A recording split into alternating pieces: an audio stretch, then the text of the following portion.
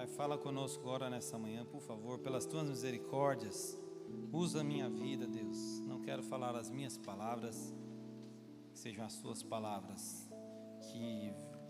Que haja poder do Espírito Santo sobre mim, para que eu venha ter autoridade no nome de Jesus, para ministrar de acordo com a tua vontade e no poder do Espírito Santo. Em nome de Jesus, amém.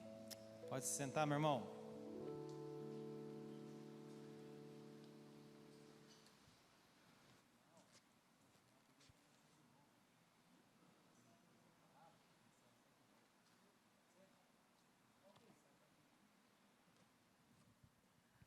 Aleluia.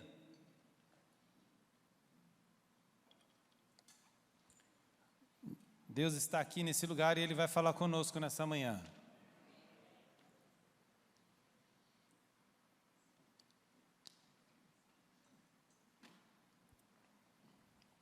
A Bíblia é um livro muito interessante, né? Um livro abençoado, porque ela narra, ela é um livro espiritual, lógico, né? Nós reconhecemos como um livro abençoado que nos dá direções espirituais, e ela é também um livro histórico. Ela conta a história do povo de Israel ao longo de milênios, né? E a beleza da palavra de Deus é que se você lê de Gênesis ao Apocalipse, apesar dela ter sido escrita por vários autores, vários homens de Deus, numa janela de tempo muito grande, né? Jó, por exemplo, acredita-se que o livro de Jó tenha sido o primeiro livro escrito, né? Até o Apocalipse, que foi o último. Uma janela de tempo, vários tipos de linguagem, mas ela aponta para a mesma coisa e não se contradiz. Isso é milagre, né? Sem combinar no natural, mas o Espírito Santo já sabia, né? E já foi orientando aqueles homens para escrever esses livros. E outra particularidade da palavra de Deus é que ela é muito honesta. Em que sentido eu te digo? Nós encontramos grandes homens e mulheres de Deus na palavra. Em nenhum momento você vê o texto bíblico omitindo a falha daqueles homens. Por exemplo, Davi é um homem segundo o coração de Deus. Teve uma história linda com Deus. O grande rei Davi, ele veio a linhagem, mas a Bíblia não escondeu que ele falhou com Betseba. Você se lembra? Pegou a mulher do amigo, matou o amigo, e a palavra de Deus conta isso. Por que faz isso? Para nos ensinar. Tudo é ensino. O próprio povo de Israel, o povo escolhido, ao qual Deus chamou pelo nome, Deus colocou o nome nessa nação. E Deus em nenhum momento omite em sua palavra os erros daquele povo. Porque tudo é para o nosso ensino. Tudo é para o nosso ensino.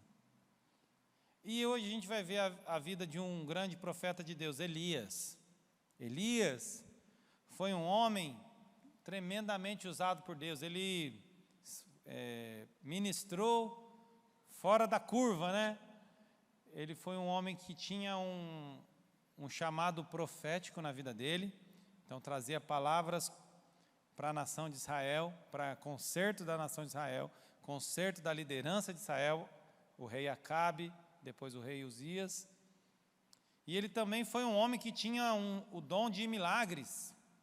Ele não era só profeta, mas ele era um homem que tinha também dom de milagres, né?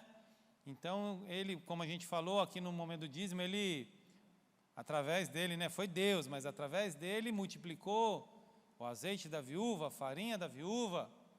Através do ministério dele, trouxe mortos à vida, sabia disso? Tremendo. Ele orava e chovia, orava e não chovia. Ele orou pedindo fogo do céu uma vez e Deus derramou fogo do céu. Então ele era um homem assim, escolhido por Deus, um homem que tinha intimidade com Deus, ouvia a voz de Deus, mas em um determinado momento de sua vida, ele fraquejou na fé. E é a respeito disso que nós vamos estar comentando aqui nessa manhã. Amém? Abre comigo, 1 Reis 19.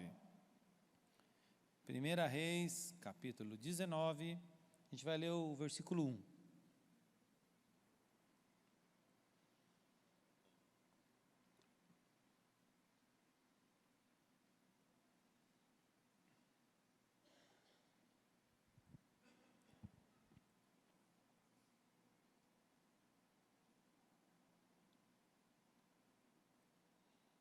E só para a gente, então, criar um cenário, esse texto é logo após a batalha entre Elias e 400 profetas de Baal.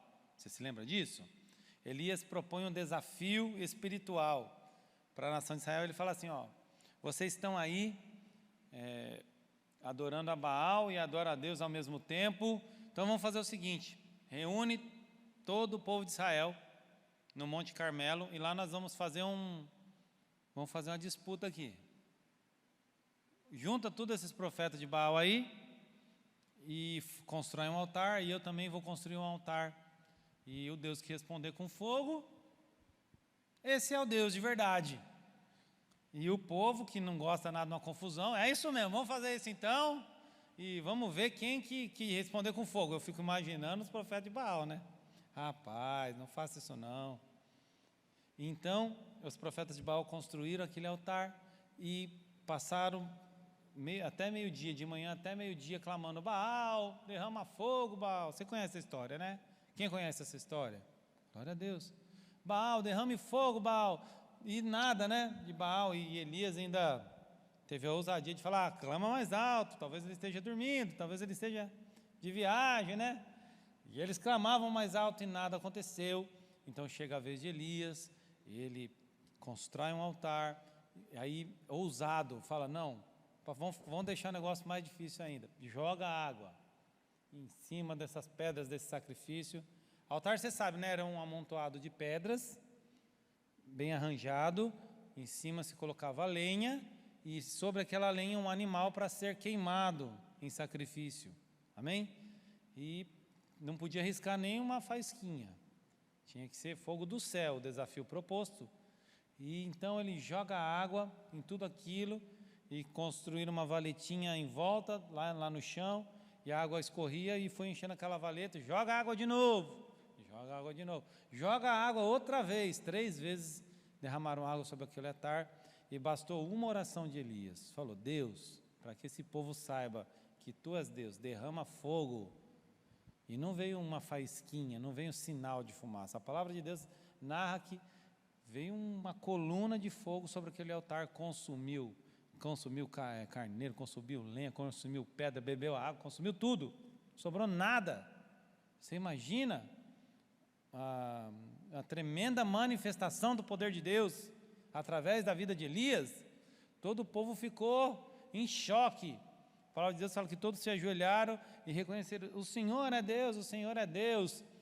Então foram lá, aniquilaram todos aqueles profetas de Baal, matou todo mundo, aqueles povo lá que estava adorando aquele Deus. Mas aí acontece isso. 1 Reis 19:1. Olha só. Ora, Acabe contou a Jezabel tudo o que Elias tinha feito e como havia matado todos aqueles profetas à espada.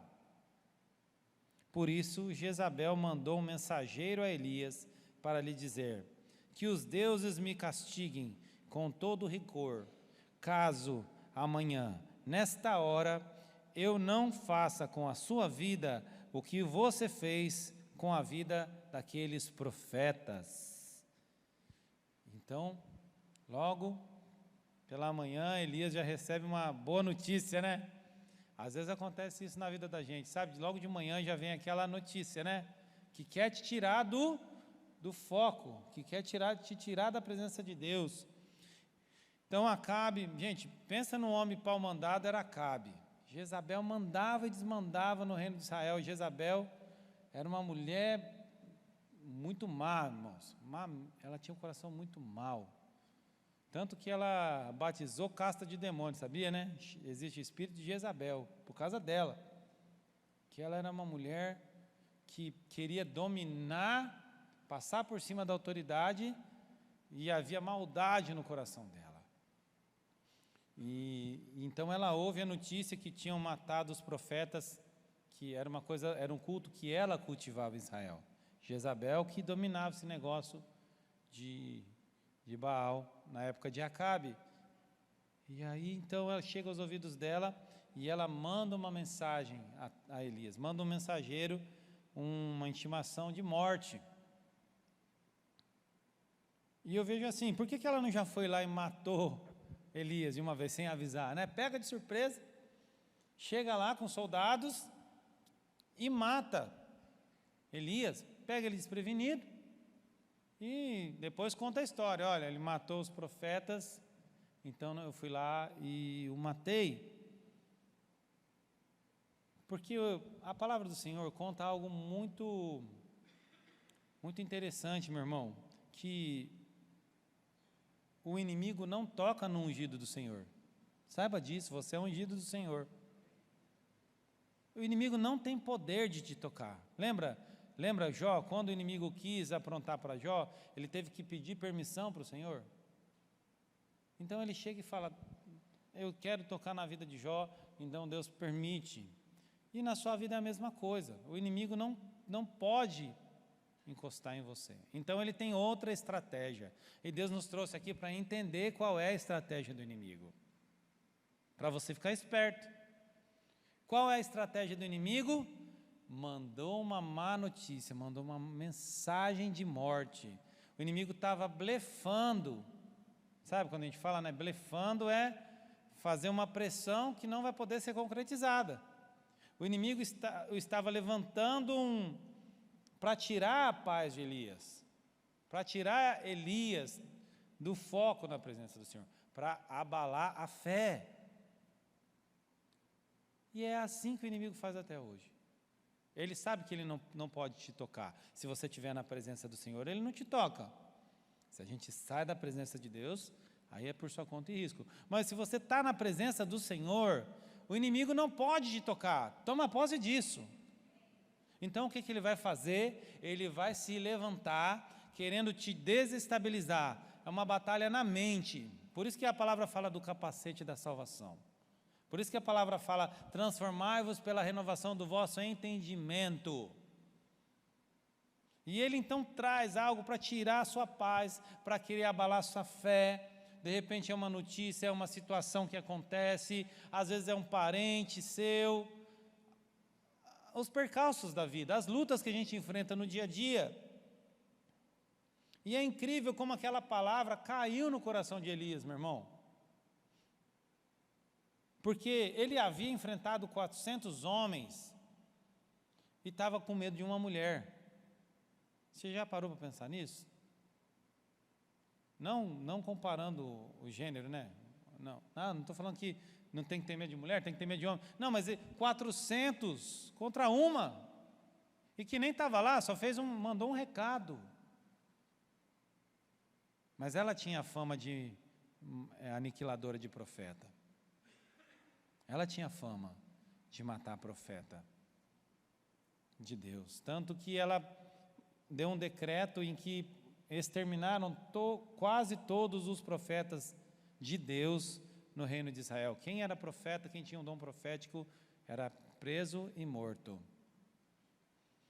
Então a palavra de Deus continua. Versículo 4. Está me acompanhando aí? 1 Reis 19, né? E entrou no deserto, caminho de um dia. Chegou a um pé de giesta, se sentou debaixo dele e orou, pedindo a morte. Já viu bastante, Senhor, tira a minha vida, não sou melhor do que os meus antepassados. Vamos ler o 3, né? Eu pulei o 3, né? Ó, o 3. Elias teve o quê? Como está falando a sua palavra aí? Elias teve o quê? Medo e fez o quê? Fugiu para salvar a sua vida. Em Berseba de Judá, ele deixou o seu servo. Então, diante daquela notícia, Elias, o grande profeta, que já havia confrontado aqueles homens, né? Ele foge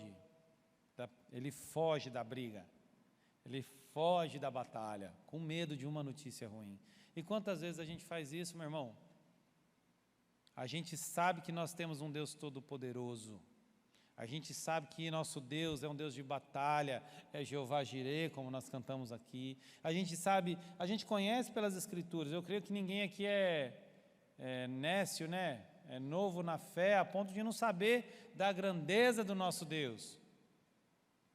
E saiba que a sua fé não vai ser abalada se Deus pode fazer. Dificilmente o inimigo vai abalar a sua fé nesse ponto. O inimigo vai abalar a sua fé se Deus pode fazer na minha vida.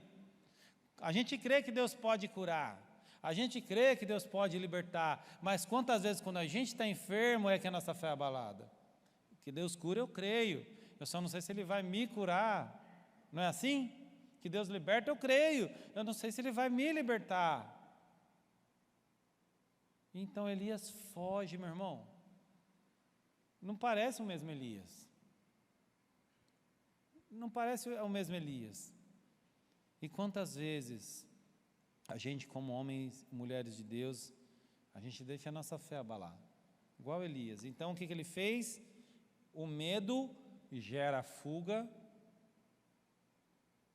e aí ele chega em um determinado lugar, ele deixa o seu servo, ele começa então a entrar num processo de se isolar.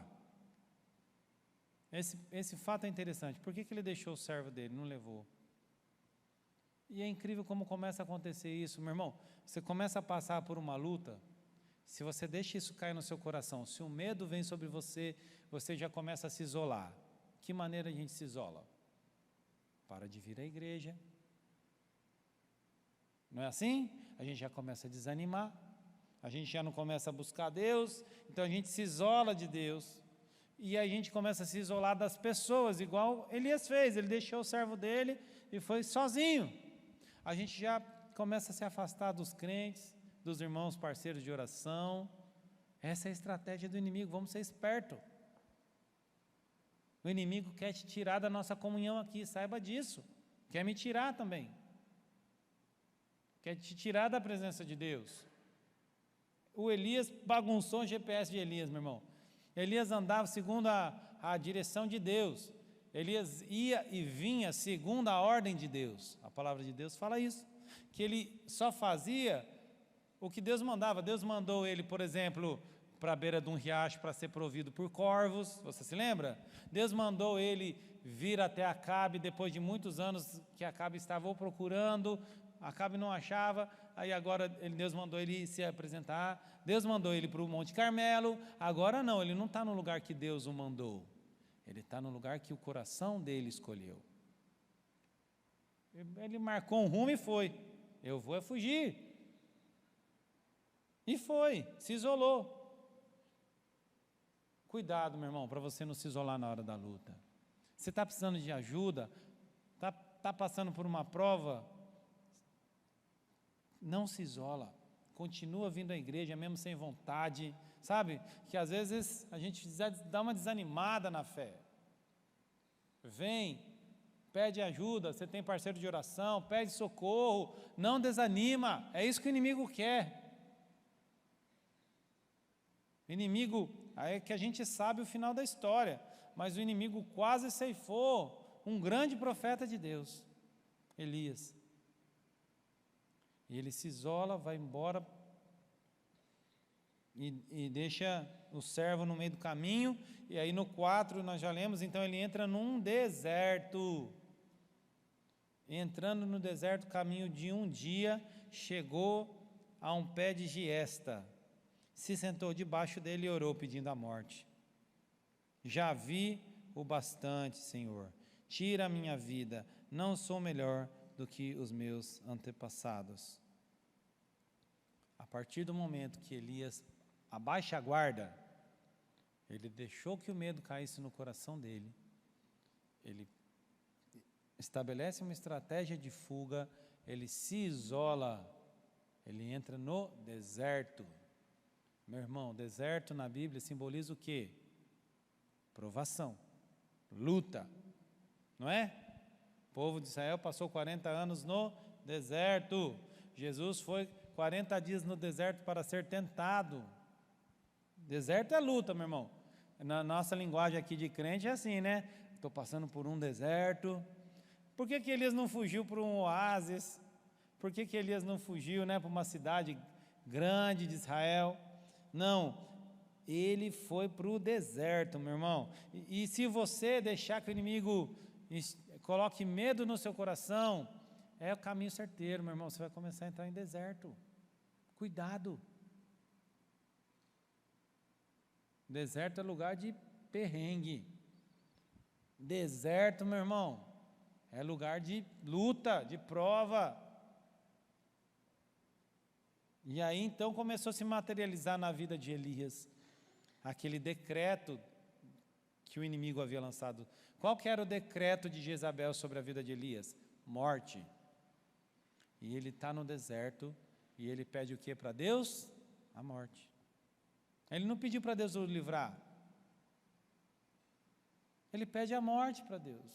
Ele vê como aquilo já estava caindo no coração dele. Eu vou morrer mesmo.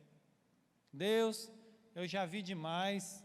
Agora, achava que eu já vi de tudo nessa vida. Né? Ele falou, eu já vi de tudo nessa vida agora. Eu não sou melhor do que os meus antepassados. Me leva, Deus, me leva. E ele começa então, eu vejo aqui um quadro de depressão na vida dele. Você vê? Ele já começa a ficar triste, já começa a pedir a morte para Deus. Meu irmão, fugir não é a melhor estratégia. Porque se você foge do inimigo, sabe aquele negócio de não dar as costas para cachorro bravo? Não tem né? Fala assim, você vê que tem um cachorro bravo, você vai saindo de fininho, mas não dá as costas. O inimigo você não pode fugir, meu irmão. Você tem que estabelecer uma estratégia de batalha, mas não é fuga. Elias, que já tinha feito grandes coisas, agora foge, passa por um deserto e agora chega, está pedindo o quê? A morte. E aí o versículo 5. Depois se deitou debaixo da árvore e fez o quê? Dormiu. De repente um anjo tocou nele e disse, levanta-se e coma. Elias olhou ao redor e ali, junto à sua cabeça, havia um pão assado sobre brasas quentes e um jarro de água. Ele comeu, bebeu e se deitou novamente. Olha só, meu irmão. Então ele chegou debaixo daquele pé de giesta, é um arbusto, né? Você sabe, né? Giesta é um arbusto. E ele debaixo daquela arvorezinha, ele deita ali na sombra. Imagino que fosse a única sombra ali onde ele estava, porque ele estava no deserto. Ele não estava no hotel 5 estrelas, meu irmão, com ar-condicionado, não. Ele estava no deserto, não vamos nos perder disso. Então ele vai e dorme. É a síndrome de Jonas. Você lembra? Não foi a mesma coisa que aconteceu com Jonas? Jonas estava no porão de um barco, no meio de uma tempestade, e ele estava fazendo o quê? Dormindo.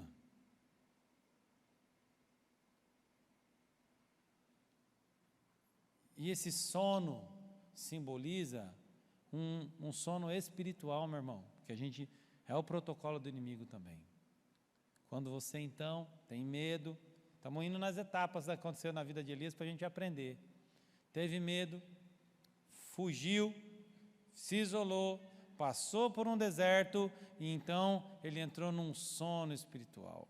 E é isso que acontece com a vida do crente, quando ele se isola, tem medo, deixa que aquilo caia no coração, ele passa por um deserto e aí entra naquele sono espiritual.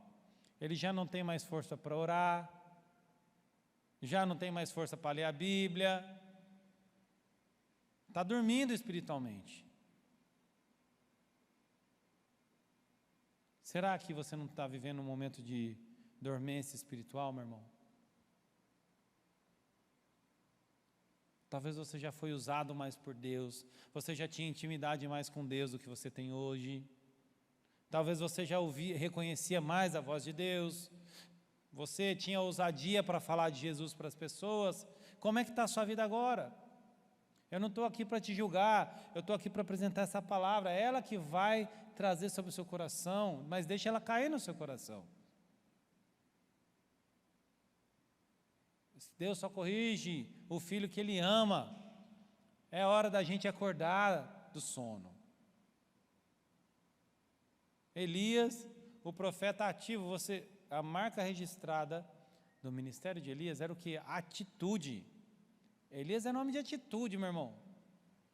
Ele tinha uma personalidade de não passar desapercebido nas situações. Ele não era coadjuvante, ele era ativo.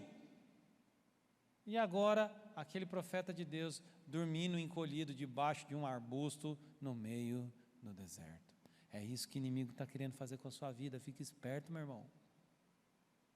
O inimigo quer te acuar, colocar num canto quietinho lá, na dormência espiritual. É hora de acordar. Como o marinheiro tocou lá na vida de Jonas e falou: ô, acorda, dorminhoco. Acorda, dorminhoco, levanta, vai orar pelo menos, já que você não quer ajudar, né, a gente a segurar esse navio aqui na superfície desse mar, pelo menos vai orar ao seu Deus, quem sabe ele não nos escute. E Deus está cutucando sua costela aqui nessa manhã, falando: é hora de acordar também. Acorda, tu que dormes, e Cristo te iluminará. Vamos agir enquanto é dia, meu irmão. Ah, mas a luta é tão grande, meu irmão. Eu não conheço suas lutas. Você também não conhece as minhas, né? Mas se luta fosse impedimento para que a gente possa ser usado por Deus, esse evangelho não tinha chegado até nós. Porque pense num povo que passou por luta, foram a igreja primitiva. A igreja primitiva passou por grandes lutas, perseguição, e eles pegavam aquilo ali, a perseguição, a luta era combustível para eles pregarem mais, meu irmão. O verdadeiro homem e mulher de Deus faz isso, porque a luta você vai passar mesmo. No mundo tereis, o que a gente vai ter no mundo? Aflições. Então saiba, no mundo você vai ter luta, mas é para você ter bom ânimo. Jesus já venceu o mundo. Então sabe o que o verdadeiro crente, o verdadeiro profeta de Deus faz com a luta? Ele usa como combustível, como lenha, porque o fogo do Espírito Santo queime. É isso o objetivo da luta na nossa vida, trazer peso de glória. Não é isso que Paulo fala? Tendes por grande motivo de alegria o passardes por provação. Porque quando você está na prova, meu irmão, você está mais perto de Deus, você está só na dependência de Deus. Então que a luta não seja um motivo para você falar: não, eu dei um tempo no ministério, eu não quero me envolver nas coisas da igreja por um tempo, eu dei um passo para trás. Meu irmão, é hora de você acordar, de você ter um posicionamento. Volta para a atividade na igreja, volta para ser um verdadeiro homem de Deus, para dar testemunho. Talvez, não, mas eu já estou nesse deserto faz muitos anos, eu já estou debaixo desse pé de giesta dormindo faz muito tempo. Meu irmão, tudo tem um começo. A sua retomada de homem e mulher de Deus tem que ter um começo, que seja hoje em nome de Jesus. Toma posse dessa palavra. Elias, ali debaixo, então ele dorme. Mas aqui começa a mudança na sorte de Elias. Ele tem um encontro com o anjo de Deus. Então, ele está dormindo, e o que acontece? Um anjo o tocou e disse: levanta-se e coma. Aquele homem sem forças, desanimado, então o Senhor vem com a provisão na vida dele. E Deus está falando para a gente aqui nessa manhã também, é hora de levantar e comer da palavra de Deus. É isso que vai nos dar força. Levanta-se e coma. E ele acorda, e o que tem ali na cabeceira dele? O que tem lá para ele? Olhou ao redor, versículo 6, e junto à sua cabeça havia um pão assado sobre brasas quentes e um jarro de água. Deus mandou o anjo padeiro, né? Eu nem sabia que anjo sabia fazer pão, mas sabe, porque era o que Elias precisava. No céu deve ter padaria. Claro, estou brincando, mas aqui está falando uma linguagem espiritual, meu irmão. Quem é o pão vivo que desceu do céu? Quem é a água viva que vai fluir do nosso interior? Jesus. É o pão vivo, ele é a água viva. E foram exatamente esses dois elementos que o anjo trouxe para Elias. Por isso estou falando, é para ensino nosso, meu irmão. É para ensino nosso. Você está passando por luta, você está nesse momento aí de dormência, Deus quer te dar água viva, Deus quer te dar o pão vivo nessa manhã, para você ser renovado. Deus quer te restaurar, Deus quer te tirar dessa zona de conforto não, né? De desconforto. Deus quer te tirar desse lugar aí, onde você se encontra. E aí Elias então levanta, ele come aquele pão assado ali, quentinho, imagina, irmão, pão, e bebe água à vontade, que era justamente o que ele precisava, né, no deserto. Ele se alimenta, ele come, ele bebe, e então ele faz o quê? O que ele fez? Deitou de novo. Ele vai e novamente ele deita e dorme de novo. Pensa num homem cansado, né? Ele deita novamente.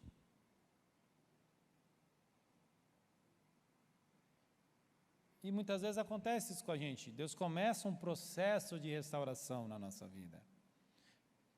E eu creio que isso também é ensino, porque às vezes você está achando que do dia para o outro, você vai ser aquele homem e mulher que um dia de Deus que você já foi, que agora sim. Isso pode acontecer? Claro que pode acontecer. Depende do seu grau de entrega a Deus. Depende do seu grau de entender a conversão de Deus na sua vida, ali naquele momento. Mas muitas vezes, e é por isso que Deus deixou registrado, que Deus vai agir através de fases. O que Elias fez quando o anjo falou, come e bebe? Elias voltou a obedecer à voz de Deus.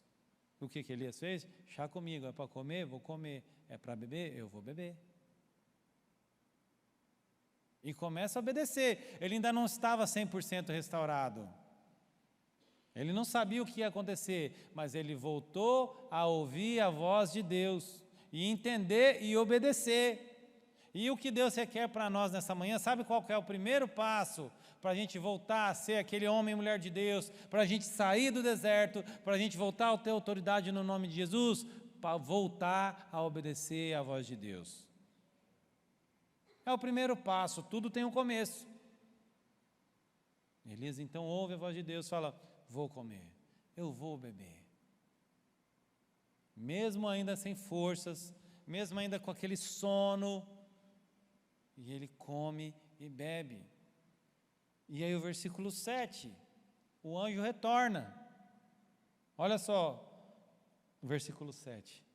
O anjo do Senhor voltou, tocou nele e disse, levanta-se, coma. De novo, só que daí, o anjo não falou só levanta e coma, mas continuou, levanta-se e coma, pois a sua viagem será muito longa. Ele então se levantou, comeu e bebeu, e fortalecido com aquela comida, viajou 40 dias e 40 noites, até que chegou a Horebe, o monte de Deus. Deus não desistiu de Elias. Deus não falou, já fui lá uma vez, comeu, bebeu e voltou a dormir, eu vou embora. Não, Deus não desistiu de Elias e Deus não desiste de você e de mim. Ele sabe que a gente está num processo de tratamento. E nessa segunda vez o anjo vem com algo a mais. Deus fala, levanta, come, você ainda tem uma estrada muito longa. Você que está achando que sua vida já acabou, você que está achando que você já viu de tudo, rapaz, você ainda não viu tudo não, eu tenho muitas coisas para te mostrar ainda. Come, bebe, eu ainda sonho com você. Eu ainda tenho planos para você, Elias. O seu ministério ainda não acabou, Elias. E eu creio que Deus está falando isso para nós aqui nessa manhã também. Deus ainda sonha com você. Talvez você possa achar, o meu tempo já passou. Agora eu vou deixar para a nova geração. Meu tempo já passou, a minha vida mudou, agora eu tenho trabalho, agora eu tenho filhos, tantos impedimentos que a gente coloca para não ser usado por Deus. E Deus fala para nós, você ainda não viu tudo ainda não, meu irmão. Deus ainda tem promessa na sua vida. Deus ainda tem ministério para você. Existem mistérios de Deus escondidos nele, que Ele quer te revelar. A jornada ainda é longa ainda, se prepara para caminhar a segunda milha. E Deus estava provocando Elias, como assim, rapaz? Vou pedir morte, come, bebe, você está precisando de comida? Eu te dou comida. Você está precisando de água? Eu te dou água, mas se levanta porque você ainda tem uma jornada para trilhar comigo. Se fortaleça. Deus ainda tem uma história para escrever na sua vida, toma posse disso nessa manhã. A sua história com Deus não acabou. Você não vai mais ficar contando as histórias do passado.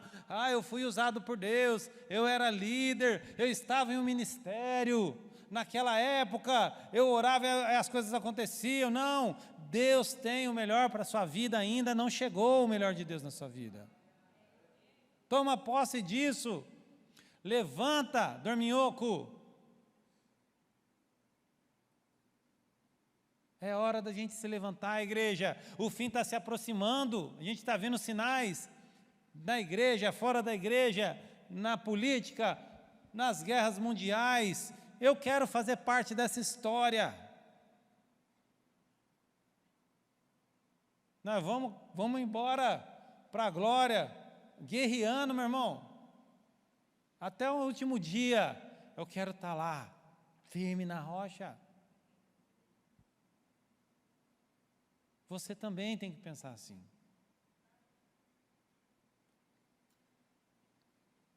Deus não desiste de você. Deus, pela segunda vez, se encontra com Elias e restaura ele, fala, agora Deus traz. E ele obedece e come.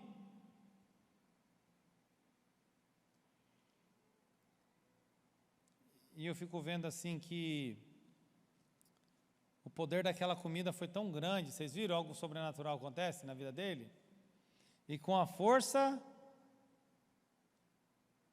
daquela comida, versículo 8, ele se levantou, comeu e bebeu, e fortalecido com aquela comida, viajou 40 dias e 40 noites, até que chegou a Horebe, o monte de Deus. Meu irmão, pense numa comida vitaminada, né? É mucilon misturado com nestogênio, com complexo vitamínico, não sei o que tinha naquele pão, meu irmão, mas deu forças para Elias atravessar todo aquele deserto. Se você comer da comida que eu te der, se você beber da bebida que eu te der, é isso que Jesus fala para nós. Então nós vamos ter força para atravessar qualquer deserto, qualquer luta. E ele chegou até o lugar onde Deus queria ele, lá no Monte Horebe. Uma jornada de 40 dias, meu irmão. Levantava, sabe que eu não estou com fome? Né? Viajava um dia inteiro, no final do dia, rapaz, não me deu uma sede, ó. Pensa nisso, 40 dias fortalecido com aquela comida que Deus deu para ele. Todo dia forte, todo dia se sentindo saudável. É isso que Deus tem para você. É isso que Deus tem para mim. Vamos beber da fonte de água viva. Vamos comer do pão vivo que desceu do céu, meu irmão. Que tipo de comida você tem comido para viajar no deserto? Sabe aquela pessoa que, falando de natural, né? Então a gente pode ter uma alimentação saudável ou uma alimentação ruim, não é assim? Então a gente pode comer só tranqueira, né, que a gente fala, ou você pode comer com qualidade. Isso vai se refletir na sua saúde física. Amém? Isso aí é certeza. E espiritualmente também. Se você tem comido essa comida estragada do mundo, das notícias do mundo, da falação das pessoas do mundo, se você tem aceitado as setas do inimigo, isso vai se refletir na sua saúde espiritual, certeza.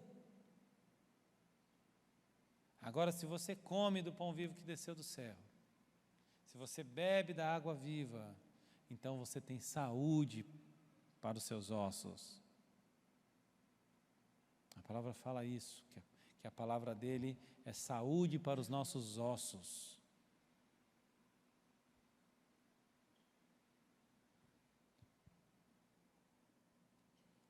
E aquele Elias vai 40 dias, e a jornada, e é legal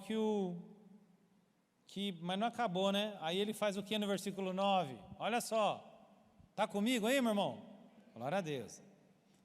Versículo 9. Aí ele entrou numa caverna e passou a noite. E a palavra de Deus veio a ele: o que você está fazendo aqui, Elias? Ele respondeu: tenho sido muito zeloso pelo Senhor, Deus dos exércitos. Os israelitas rejeitaram a tua aliança, quebraram os teus altares, mataram os teus profetas à espada, e eu sou o único que sobrou. E agora também estão procurando me matar. Então ele entra na caverna, e aqui simboliza, meu irmão, ele teve um momento com Deus, ali, a sós. Sabe, quando entra no teu quarto, fecha a porta do teu quarto, vai falar com Deus, e ele apresenta as razões dele para Deus. Não tinha quarto no deserto, vai na caverna mesmo, né? E ele fala, Deus pergunta para ele: o que você está fazendo aqui? Deus não sabia o que ele estava fazendo lá? Sim ou não? Claro que sabia. Mas Deus pergunta para que Elias tivesse a oportunidade de responder. Elias estava passando por um processo de entrega nas mãos do Senhor. E Elias então apresenta a causa dele: Deus, o que eu estou fazendo aqui? Eu estou vivendo luta na minha vida por causa desse povo do seu aí, ó. Esse povo mau, ao qual o Senhor tem me levado como ministério para falar que eles estão tudo errado, esse povo aí está me perseguindo agora, estão querendo me matar, Deus, mataram tudo que é profeta, agora chegou a minha vez. Eu estou vivendo luta por tentar fazer a tua vontade, Deus. E, meu irmão, às vezes a gente também vive luta por querer ser homem e mulher de Deus. Saiba disso. Você vai ser confrontado. O inimigo não busca aqueles que já são dele. O inimigo busca o que está querendo fazer a vontade de Deus mesmo. Porque os que não estão fazendo a vontade de Deus já estão nas mãos dele. Se o inimigo tem batido contra você, se o inimigo tem se levantado contra você, irmão, boa notícia, sinal que você está incomodando as trevas. Não é verdade? A gente está no caminho certo. E então Elias ali naquela caverna se entrega para Deus. Fala: Deus, é isso, isso e isso. Estou vivendo essa luta aqui, ó. Esse é o problema. E aí ali dentro daquela caverna, talvez Elias pudesse achar que estivesse seguro. Estou nessa caverna aqui, vou entrar aqui, passar a noite aqui, que aqui é a minha segurança. Meu irmão, sabe qual que é o lugar mais seguro do mundo, aquele que habita no esconderijo do Altíssimo, à sombra do Onipotente descansará. Aí é o nosso lugar seguro. Quer entender isso na vida do próprio Elias, meu irmão? O Acabe fez um decreto, quando o Elias ora, falando, ó, esse negócio é o seguinte, 3 anos e meio, pode contar no calendário, não vai chover 3 anos e meio, para o povo de Israel aprender que eles estão tudo errado. E aí começa, meu irmão, uma secura, não chove, não chove, não chove, as plantações não crescem, né? Parou de chover, a gente já sabe o processo que acontece, né? Então Acabe fala, vamos procurar Elias, e o problema é Elias, procura Elias e vamos matar esse homem. Isso antes desse evento aqui. A palavra de Deus fala que procuraram por todo o reino de Israel, nos reinos vizinhos, e não achavam Elias. Não achavam Elias. Sabe por quê? Porque ele não estava em caverna, ele estava escondido no esconderijo do Altíssimo. Quando a gente está no esconderijo do Altíssimo, o inimigo não vai agir contra a sua vida, porque ele não te acha, meu irmão. Você se lembra quando Jesus estava falando a respeito dele mesmo, que ele era o Messias? A palavra fala que, então, os líderes religiosos mandaram um grupo para prendê-lo, mas como não era chegada a hora, ele passou no meio deles e foi embora. Gente, o povo foi lá para prender Jesus e não encontraram Jesus, porque Jesus estava escondido no esconderijo do Altíssimo. Se você estiver na presença de Deus, o inimigo pode até te procurar, mas ele não vai te achar. À sombra do Onipotente, a gente faz o quê? A gente descansa. Talvez você esteja andando atribulado, talvez ansioso, talvez você esteja por conta das lutas, você tenha andado cansado. Deus está te convidando para voltar para o esconderijo dEle, para você descansar debaixo da sombra dEle, não debaixo de um pé de giesta, não é na sombra do pé de giesta, é na sombra do Altíssimo.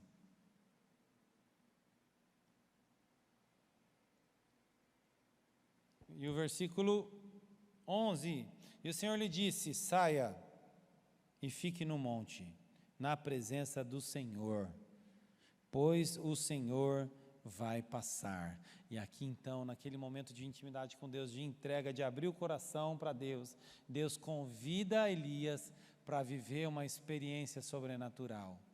Ele achava que ele já tinha visto de tudo, mas Deus convida ele para viver uma nova experiência. Sai da caverna, Elias. E Deus está falando para a gente, é hora de sair da caverna também. Sai da caverna, Elias. Fique lá fora no monte, na presença do Senhor, e eu vou passar sobre você.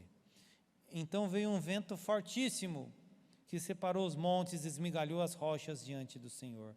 Mas o Senhor não estava naquele vento. Depois do vento, veio um terremoto. Mas o Senhor não estava no terremoto.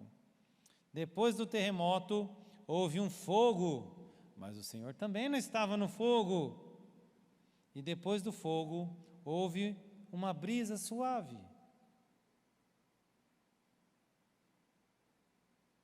Interessante, né? Deus se manifesta de uma forma sobrenatural. Você imagina isso acontecendo? Imagina se Hollywood fosse fazer essa cena aqui, como seria, né? Vem um vento fortíssimo, um terremoto, fogo, mas daí depois de tudo aquilo, e eu creio que Deus mostrando para Elias que ele era poderoso, mas eu não estou nessas coisas, eu estou na brisa suave. Estava mostrando para Elias, porque era o que ele precisava, de refrigério, de paz. Então, versículo 13, quando Elias ouviu a brisa suave, puxou a capa para cobrir o rosto, saiu e ficou à entrada da caverna. E uma voz novamente lhe perguntou, o que você está fazendo aqui, Elias? O Senhor lhe disse, volte pelo caminho por onde veio e vá para o deserto de Damasco. Chegando lá, unja Azael como rei da Síria. Unja também Jeú, filho de Nimsi, como rei de Israel. E unja Eliseu, filho de Safate, que mora em Abel-Meolá, para suceder a você como profeta. Então, Deus chama ele e fala: eu ainda tenho ministério para você, Elias.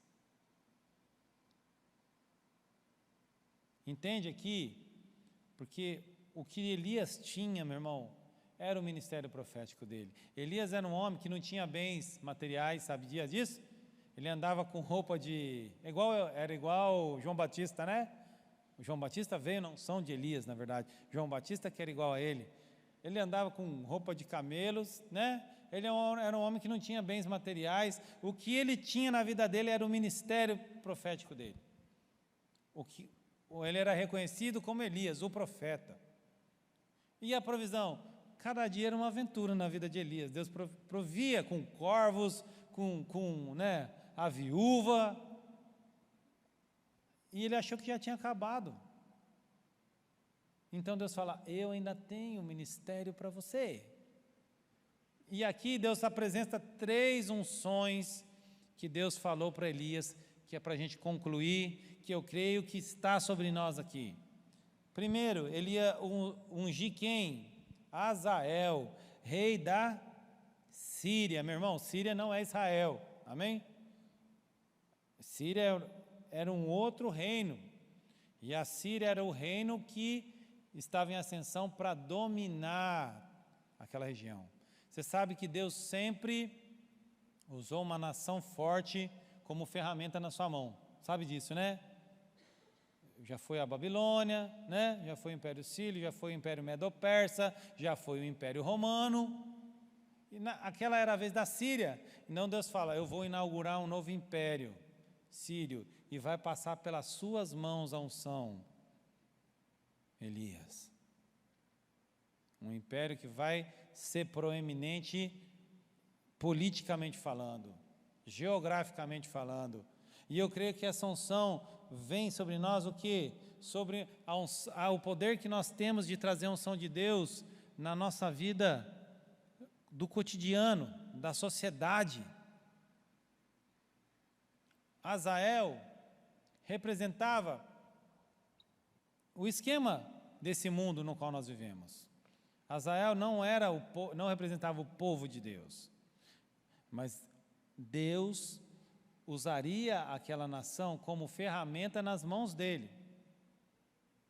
E nós vivemos num mundo natural, onde as coisas precisam acontecer. Pelo menos lá em casa é assim, tem que pagar a conta. Você não, né? Não é assim? A gente não é desse mundo, mas a gente vive nesse mundo. Temos um dia a dia, temos que trabalhar, relações, para resolver no dia a dia. E ele fala: Elias, eu tenho uma unção sobre essa área de governo, de domínios, vai passar pelas suas mãos, e toma posse que a unção de Deus que está sobre a sua vida vai afetar a sua vida do cotidiano, do dia a dia. E não só isso, qual foi a segunda unção que tinha sobre Elias? Você vai ungir também Jeú, agora sim, rei de Israel. Israel era o povo de Deus. Israel representava a menina dos olhos de Deus. Israel era o povo espiritual. E eu creio que a unção está relacionada à nossa vida espiritual. Nós vivemos no dia a dia, no cotidiano, e Deus está querendo derramar uma unção sobre você para afetar esse cotidiano. Toma posse aqui nessa manhã. Mas Deus também quer derramar uma unção sobre você, para você ter autoridade de ungir Jeú, representando a sua vida espiritual, o seu relacionamento com Deus. Eu sei que é assim que Deus me deu essa palavra. Pode parecer loucura para os que se perdem, mas é poder de Deus, você toma posse. Eu estou trazendo essa palavra de forma profética aqui nessa manhã. Deus vai trazer uma unção sobre a sua vida espiritual, meu irmão. Autoridade. Só pode ungir alguém se você tem autoridade. Não é assim? Deus estava chamando Elias para autoridade de governo e autoridade espiritual, Azael e Jeú. Deus está te chamando nessa manhã. E a última unção era sobre quem? Qual que era o último que Elias deveria ungir? Quem era? Quem? Eliseu. Não é isso? Eliseu. Então, agora Deus fala, Elias, você vai atuar na sociedade, estou trazendo para o nosso contexto, você vai ter autoridade espiritual e você vai ungir um sucessor, você vai ter alguém que vai continuar o seu legado, você vai ungir, o seu ministério vai ter uma continuidade.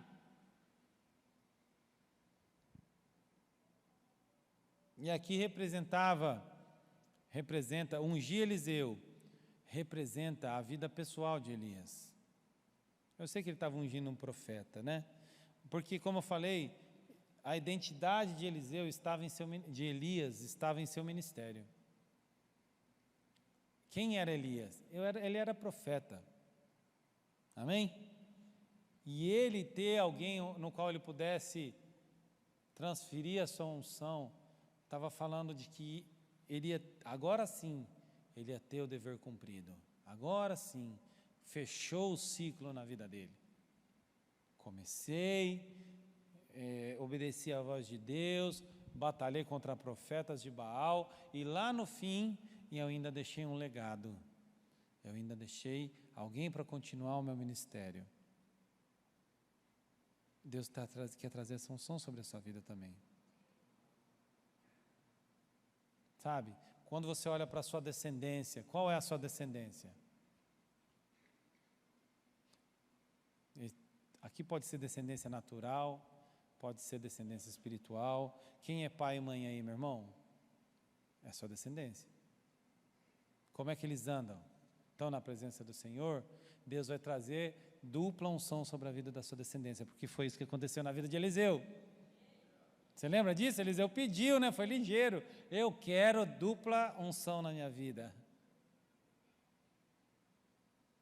E aconteceu isso. Se você for ver os feitos de Eliseu, mas aqui é uma outra história, para uma outra ministração da palavra, Eliseu teve o dobro de feitos registrados na palavra. Sabia disso? Elias foi poderoso, mas sobre Eliseu veio o dobro. Deus quer trazer dupla honra sobre a sua descendência, sobre o seu legado. Toma posse disso nessa manhã.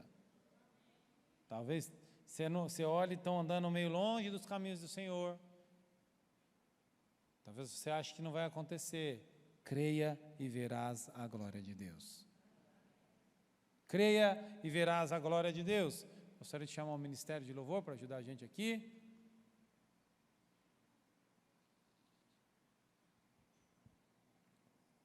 E depois, se você vê o texto bíblico, Elias fez exatamente isso.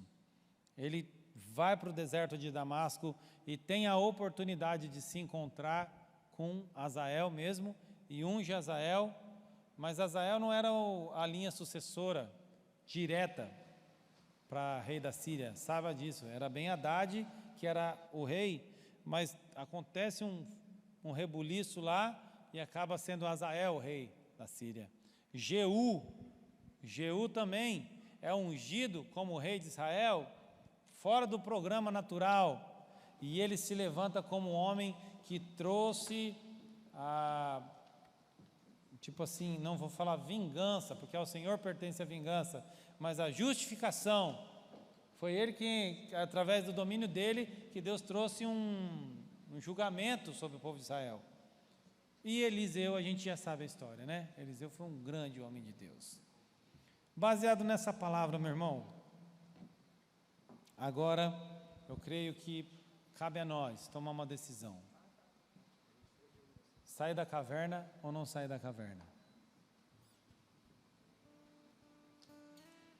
Nessa manhã, eu creio que é uma manhã de conserto diante de Deus, sabe? De se consertar diante de Deus. Elias não deixou de ser o profeta de Deus, mas em um momento da vida dele, ele fraquejou na fé, desanimou. As lutas foram grandes na vida dele e ele começou a esmorecer na fé. Mas ele deixou que Deus o restaurasse. Diante daquele processo que Deus inaugurou nesse episódio da vida dele, ele foi deixando Deus o restaurar. E eu creio que essa é uma manhã para a gente fazer isso também. Se você está andando meio fugindo para o deserto, morando em caverna, se escondendo debaixo de sombra de pé de giesta por aí, Deus nos dá a oportunidade de conserto. Nós vamos estar fazendo novamente o louvor que eu já combinei aqui com eles, amém? E que você possa se derramar na presença de Deus e depois a gente vai orar junto, amém?